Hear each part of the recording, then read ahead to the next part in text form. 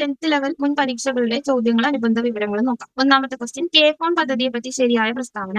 എല്ലാ വീടുകളിലും mobile phone സേവനം, എല്ലാ വീടുകളിലും അതിവേഗ ഇന്റർനെറ്റ് സേവനം, എല്ലാ വീടുകളിലും ലാൻഡ് ഫോൺ സേവനം, എല്ലാ വീടുകളിലും വയർലെസ് സേവനം. ആൻസർ എല്ലാ വീടുകളിലും അതിവേഗ ഇന്റർനെറ്റ് സേവനമാണ്. കേരള ഫൈബർ ഒപ്റ്റിക് നെറ്റ്വർക്ക്, അതാണ് കെ ഫോൺ. ഫോൺ എന്ന് പറയുമ്പോഴത്തേക്കും ഫൈബർ ഒപ്റ്റിക് നെറ്റ്വർക്ക്, FON, ആ ചുരുക്കെഴുതാണ് കെ ഫോൺ എന്ന് പറയുന്നത്. അത് ഉദ്ഘാടനം ചെയ്യുന്നത് 2023 ജൂൺ 5 പരിസ്ഥിതി ദിനത്തിനാണെന്ന് ഓർക്കുക. കേരള സർക്കാരിന്റെ നിയന്ത്രണത്തിലുള്ള സംവിധാനമാണിത്. Kerala state electricity board, Kerala state IT infrastructure limited എന്നീ സ്ഥാപനങ്ങൾ കെ ഫോണിന്റെ നടത്തിപ്പ് ചുമതല. അതായത് കേരള സ്റ്റേറ്റ് KSEBയും Kerala state IT infrastructure limited അവർ ചേർന്നിട്ടാണ് ഇതിന്റെ നടത്തിപ്പ് ചുമതല. കേരളത്തിലെ എല്ലാ കുടുംബങ്ങളിലേക്കും ബ്രോഡ്ബാൻഡ് ഇന്റർനെറ്റ് എത്തിക്കലാണ് കെ ഫോണിന്റെ ലക്ഷ്യം. ഇതിൽ സാമ്പത്തികമായി പിന്നാക്കം നിൽക്കുന്ന 20 ലക്ഷം കുടുംബങ്ങൾക്ക് സൗജന്യമാണ്. അതായത് ചിലപ്പോൾ ഓപ്ഷനിൽ BPL മാത്രം ഉള്ളതാണ് കെ ഫോൺ എന്ന് പറയും. അപ്പൊ അത് തെറ്റാണ്. കാരണം അവർക്ക് സൗജന്യമായിട്ട് കിട്ടും, പക്ഷെ എല്ലാവർക്കും കിട്ടും, ബാക്കിയുള്ളവർ പൈസ കൊടുക്കണം എന്ന് മാത്രം. BPL ഉള്ളവർക്ക് അല്ലെങ്കിൽ സാമ്പത്തികമായിട്ട് പിന്നോക്കം നിൽക്കുന്ന 20 ലക്ഷം കുടുംബങ്ങൾക്ക് സൗജന്യം. 20 ലക്ഷം കുടുംബങ്ങളാണ്, അതായത് ഫിഗർ പറയുന്നത് 20 lakhs. 20 ലക്ഷം കുടുംബങ്ങൾക്ക് സൗജന്യമായിട്ട് കെ ഫോൺ ഇന്റർനെറ്റ് ലഭിക്കും.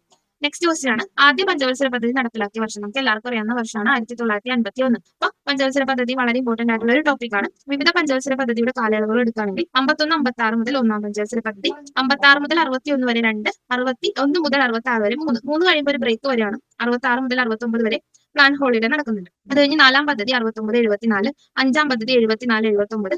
അത് കഴിഞ്ഞ് ഒരു ബ്രേക്ക് ഉണ്ട്. 78 ആക്ച്വലി ആ പദ്ധതി നിൽക്കുന്നു. 78 മുതൽ 80 വരെ ബ്രേക്ക് ഉണ്ട്. അതിനുശേഷമാണ് 6ാം പദ്ധതി തുടങ്ങുന്നത്. 80 മുതൽ 85, 7ാം പദ്ധതി 85, 90, 8ാം പദ്ധതി തുടങ്ങുന്നതിന് മുമ്പ് ഒരു ബ്രേക്ക് ഉണ്ട്. 8ാം പദ്ധതി 92, 97, 9ാം പദ്ധതി 97, 2002, 10ാം പദ്ധതി 2002, 2007, 11ാം പദ്ധതി 2007, 2012, അവസാനത്തെ പദ്ധതിയാണ് 2012, 2017. പക്ഷേ ആ പദ്ധതി 2017 വരെ പറയുമെങ്കിലും 2014 തന്നെ അതിനെ അവസാനിപ്പിച്ചിട്ടുണ്ട്. ഇനി ഒന്നാം പഞ്ചവത്സര പദ്ധതി കാർഷിക മേഖലയ്ക്കാണ് ഇമ്പോർട്ടൻസ് കൊടുത്തത്. രണ്ടാമത്തത് വ്യവസായ മേഖലയ്ക്കാണ് കൊടുത്തിരിക്കുന്നത്. ഒന്നാം പദ്ധതിനെ അതുകൊണ്ട് തന്നെ ഹരോൾഡ് ഡോമർ മോഡൽ എന്നറിയപ്പെടുന്നത് ഒന്നാം പദ്ധതിയാണ്. ഇന്ത്യയുടെ പ്രഥമ പഞ്ചവത്സര പദ്ധതിയുടെ കരടിന്റെ ആദ്യത്തെ അധ്യായങ്ങൾ തയ്യാറാക്കി കേരളീയനായ സാമ്പത്തിക ശാസ്ത്രജ്ഞനാണ് KN രാജ്. ഒന്നാം പദ്ധതിയുമായി ബന്ധപ്പെട്ട വ്യക്തിയാണ് KN രാജ്. ഒന്നാം പദ്ധതി ഹരോൾഡ് ഡോമർ മോഡൽ, രണ്ടാം പദ്ധതിയാണ് ഹലനോബിസ് മോഡൽ എന്നൊക്കെ അറിയപ്പെടുന്നത്. മൂന്നാമത്തെ ക്വസ്റ്റ്യൻ, നിർദ്ദിഷ്ട സിൽവർ ലൈൻ പദ്ധതിയിൽ ഉൾപ്പെടാത്ത ജില്ല.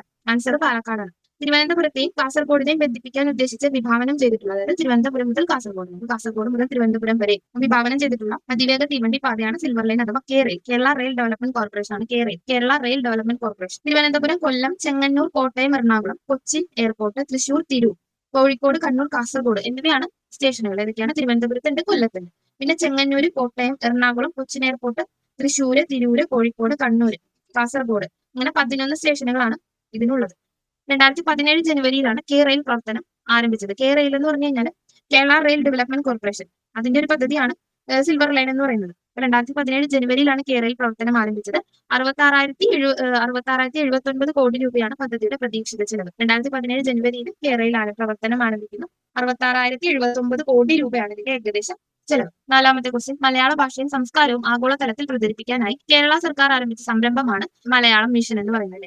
പ്രവാസി മലയാളികൾക്ക് മലയാളം ഭാഷാ പഠനത്തിന് അവസരമൊരുക്കാനായി കേരള സർക്കാർ ആവിഷ്കരിച്ച പദ്ധതിയാണ് മലയാളം മിഷൻ. എവിടെയെല്ലാം മലയാളി അവിടെയെല്ലാം മലയാളം എന്നതാണ് ഇതിന്റെ ആപ്തവാക്യം. അപ്പൊ അടുത്ത ക്വസ്റ്റ്യനായിട്ട് ഇപ്പോൾ മലയാളം മിഷന്റെ ആപ്തവാക്യം എന്താണെന്ന് ചോദിച്ചു. അപ്പൊ എവിടെയെല്ലാം മലയാളി അവിടെയെല്ലാം മലയാളം എന്നതാണ് ഇതിന്റെ ആപ്തവാക്യം. മലയാളം മിഷന്റെ പ്രവർത്തനം വിവിധ പ്രവാസി മേഖലകളിൽ ആരംഭിച്ചത് 2009 മലയാളം മിഷൻ നടത്തുന്ന കോഴ്സുകളാണ് കണിക്കൊന്ന, സൂര്യകാന്തി, ആമ്പൽ, നീലക്കുറിഞ്ഞി. അപ്പൊ ഇങ്ങനെ പൂവുകളുടെ പേരാണ് കൊടുത്തിരിക്കുന്നത്. അപ്പൊ ആദ്യം തന്നെ കണിക്കൊന്ന, അതൊരു സർട്ടിഫിക്കറ്റ് കോഴ്സാണ്. സൂര്യകാന്തി ഡിപ്ലോമ കോഴ്സാണ്.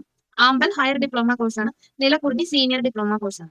കണിക്കുന്ന സർട്ടിഫിക്കറ്റ് കോഴ്സ്. പിന്നെ എന്താ? സൂര്യകാന്തി, അത് ഡിപ്ലോമ കോഴ്സ്. ആമ്പൽ ഹയർ ഡിപ്ലോമ, സീനിയർ ഡിപ്ലോമയാണ് നീലക്കുറിഞ്ഞി. ഇതൊക്കെ മലയാളം മിഷൻ സംഘടിപ്പിക്കുന്ന അല്ലെങ്കിൽ കോഴ്സുകളാണ്. അപ്പൊ എവിടെയെല്ലാം മലയാളി അവിടെയെല്ലാം മലയാളം എന്നതാണ് 2009 പ്രവർത്തനം വിവിധ പ്രവാസി മേഖലകളിലേക്ക് മലയാളം മിഷൻ ആരംഭിച്ചതെന്ന് ഓർക്കുക.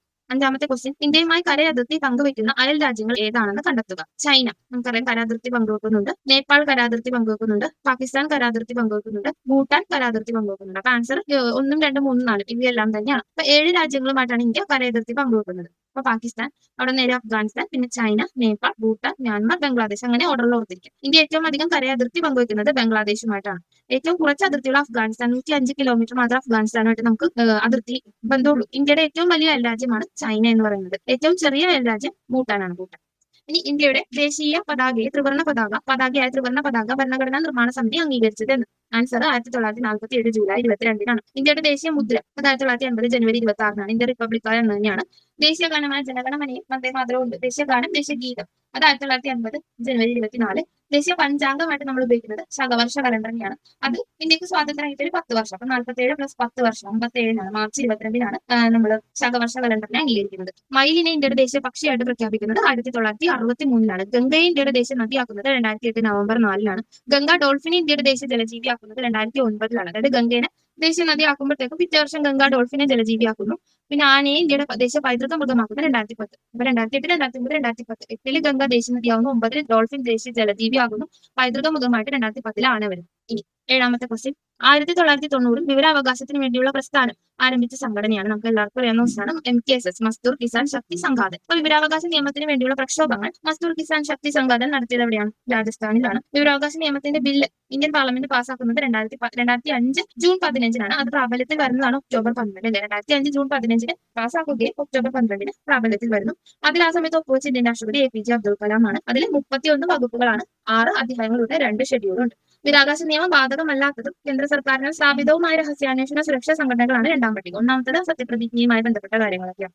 8ാമത്തെ ക്വസ്റ്റ്യൻ. പൗരന്മാരെ നിയമവിരുദ്ധമായി തടങ്കലിൽ വെക്കുന്നതിനെതിരായി സുപ്രീം കോടതിയും ഹൈക്കോടതികളും പുറപ്പെടുവിക്കുന്ന ഉത്തരവാണ്. നമുക്കറിയാം ഹേബിയസ് കോർപ്പസ് ആണ്. എല്ലാ പരീക്ഷയ്ക്കും ചോദിക്കുന്ന ക്വസ്റ്റ്യനാണ് ഹേബിയസ് കോർപ്പസിനെ പറ്റി. അപ്പൊ ഭരണഘടനയുടെ അനുച്ഛേദം 32 ഇതിനെ പറ്റിയാണ്. നമുക്കറിയാം റിട്ടുകളാണ്, അല്ലെങ്കിൽ തന്നെ ഭരണഘടനാ പ്രതിവിധിക്കുള്ള അവകാശം എന്ന് നമുക്ക് പറയാം. അപ്പൊ 5 തരം റിട്ടുകൾ അതിലുണ്ട്: habeas corpus, mandamus, prohibition, certiorari, quo warranto. Supreme കോടതി, ഹൈക്കോടതി എന്നിവയ്ക്കാണ് റിട്ട് പുറപ്പെടുവിക്കാൻ അവകാശമുള്ളത്.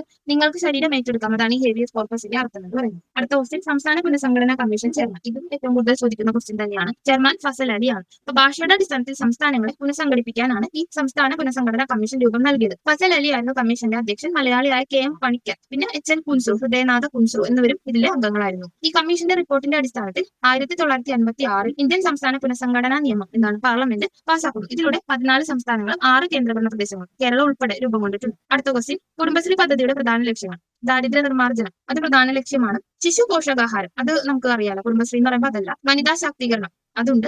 വായ്പാ വിതരണം അതിപ്പോ ഉണ്ടെങ്കിലും നമുക്ക് പ്രധാന ലക്ഷ്യങ്ങൾ എന്ന് പറയുന്നത് ദാരിദ്ര്യ നിർമ്മാർജ്ജനവും വനിതകളുടെ ശാക്തീകരണവുമാണ്. അപ്പൊ ആൻസർ പറയുന്നത് 1ഉം 3ഉം ശരിയാണെന്നാണ്. അപ്പൊ സ്ത്രീ ശാക്തീകരണം, പ്രാദേശിക സാമ്പത്തിക വികസനം, ദാരിദ്ര്യ നിർമ്മാർജ്ജനം എന്നിവയാണ് കുടുംബശ്രീ പ്രസ്ഥാനത്തിന്റെ അടിസ്ഥാന ലക്ഷ്യങ്ങൾ. സ്ത്രീ ശാക്തീകരണം, പിന്നെ പ്രാദേശിക സാമ്പത്തിക വികസനം, ദാരിദ്ര്യ നിർമ്മാർജ്ജനം. ത്രിതല സാമൂഹിക അധിഷ്ഠിത സംഘടനാ സംവിധാനമാണ്. അതായത് കുടുംബശ്രീ പ്രസ്ഥാനത്തിന്റെ നേതൃത്വവും മേൽനോട്ടവും വഹിക്കുന്നത് ഗ്രാമപഞ്ചായത്ത് അല്ലെങ്കിൽ നഗരസഭയിലുള്ള ഭരണസമിതികളാണ്. ഇത് രൂപം കൊണ്ടത് 1998 മെയ് 17 മലപ്പുറത്തെ കോട്ടക്കുന്ന് മൈതാനത്ത് കുടുംബശ്രീ പദ്ധതിയുടെ ഔദ്യോഗിക ഉദ്ഘാടനം നിർവഹിച്ചത് നമ്മുടെ AB വാജ്പേയി ആണ്. 1998 നവംബർ 18 രജിസ്റ്റർ ചെയ്ത് പ്രവർത്തനം ആരംഭിക്കുന്നത്. നിലവിൽ വന്നത് ഉദ്ഘാടനം ചെയ്തത് മെയ് 17 കോട്ടക്കുന്ന് മലപ്പുറം മൈതാനത്ത്. കോട്ടക്കുന്ന് മൈതാനത്താണ് കുടുംബശ്രീ പദ്ധതിയുടെ ഔദ്യോഗിക ഉദ്ഘാടനം നിർവഹിച്ചത്. നവംബർ 18 1998 നവംബർ 18 കുടുംബശ്രീ രജിസ്റ്റർ ചെയ്ത് പ്രവർത്തനം ആരംഭിച്ചത്. കുടുംബശ്രീയുടെ ആദ്യത്തെ executive director James Varghese, IAS ആയിരുന്നു ജെയിംസ് വർഗീസ്. സംസ്ഥാനത്തെ ദാരിദ്ര്യ ലഘൂകരണ പ്രവർത്തനങ്ങളുടെ പ്രധാന ഔദ്യോഗിക ഏജൻസിയും കുടുംബശ്രീയാണ്. അവരുടെ ത്രിതല സംവിധാനം നമ്മൾ പറഞ്ഞില്ല, അതാണ് അയൽക്കൂട്ടം, ADS, CDS. ഏറ്റവും താഴെ തട്ടിലുള്ളതാണ് അയൽക്കൂട്ടങ്ങൾ, അതിന് മുകളിൽ ADS, അതിന് മുകളിൽ CDS.